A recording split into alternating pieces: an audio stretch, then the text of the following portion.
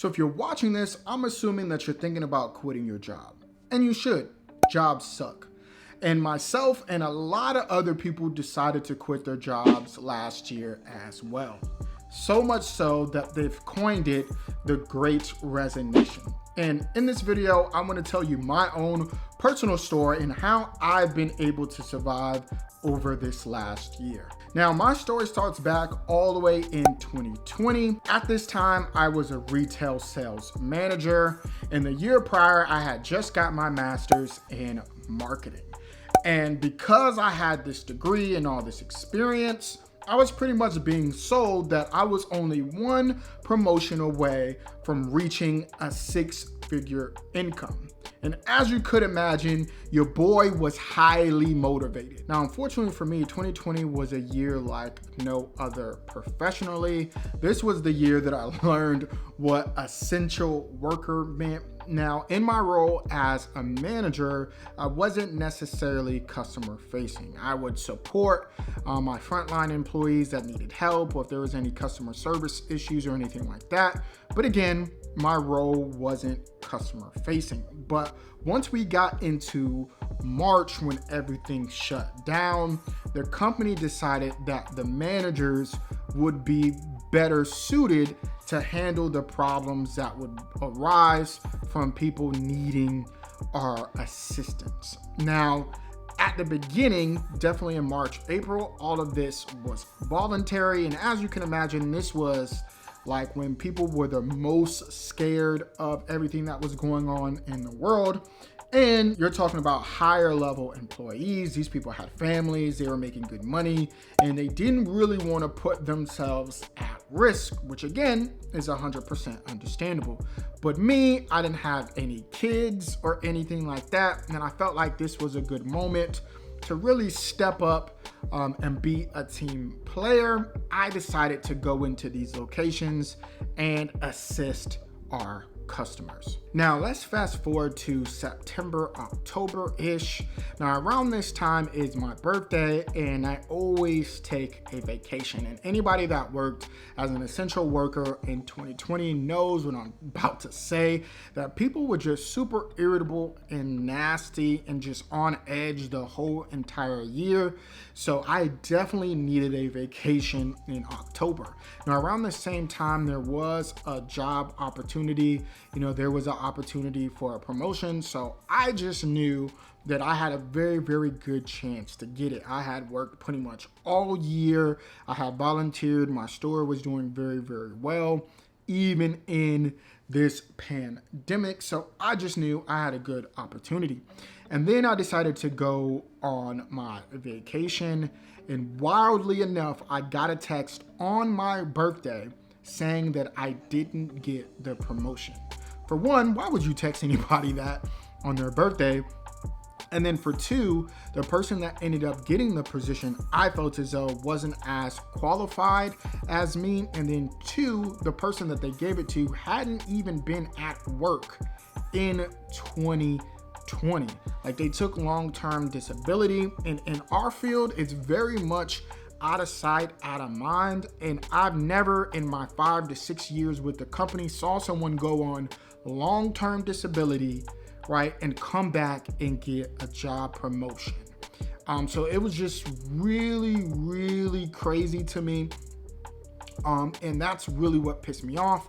And at that point, I knew that, the company did not value me.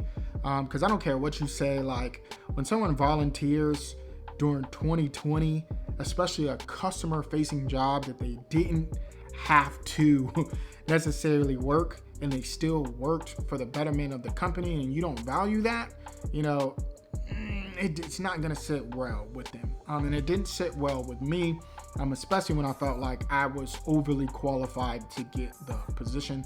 And so that is where I knew I had to make a change.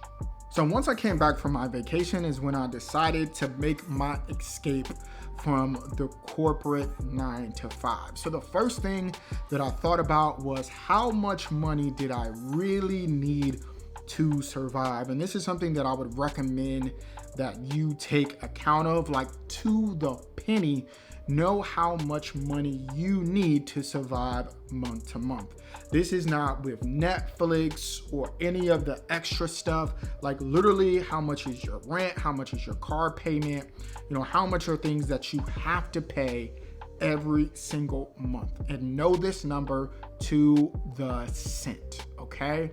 And this is what I figured out. Then I was like, okay, how much money do I have saved? How much is in my 401k? When I started to do the math, I realized that I could live on my savings and my 401k for about 6 months, okay? Now, the second thing that I had to figure out was, how was I going to make money?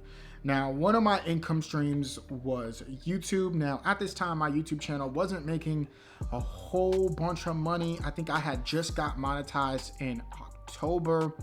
And I ended up quitting my job in January, but even in January, I think I only made like $100, maybe $200 at the time.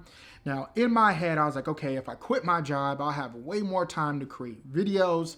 So YouTube should start bringing in more income. And I wanted to use my master's degree in marketing. I was like, okay, maybe I can do some coaching and help some people on the side with their marketing and stuff like that. Like, I really wanted to use my degree. And then the third thing that I decided to think about was, okay, what was going to be my backup plan? Now, as much as I believe in myself and I knew I could be successful and I wanted to go on this entrepreneurial journey and just do it on my own, I needed to have some type of backup plan just in case that, all this failed, and so I was like, all right, well, if all this fails, I'll take some type of freelance or a contracting job that I can find in the digital marketing or marketing space.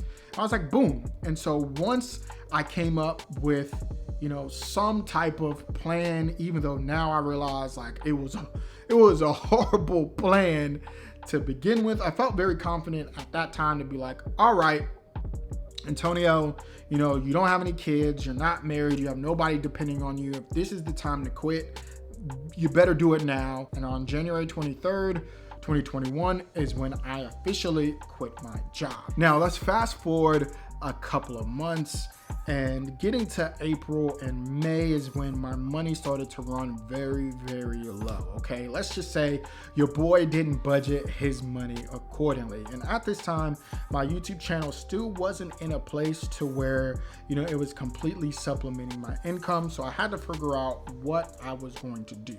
So I looked at my skill sets and I was like, okay, Antonio, what can you do? And so ultimately what I started doing was offering one-on-one consultations and coaching. And this was going very, very good for a couple of months.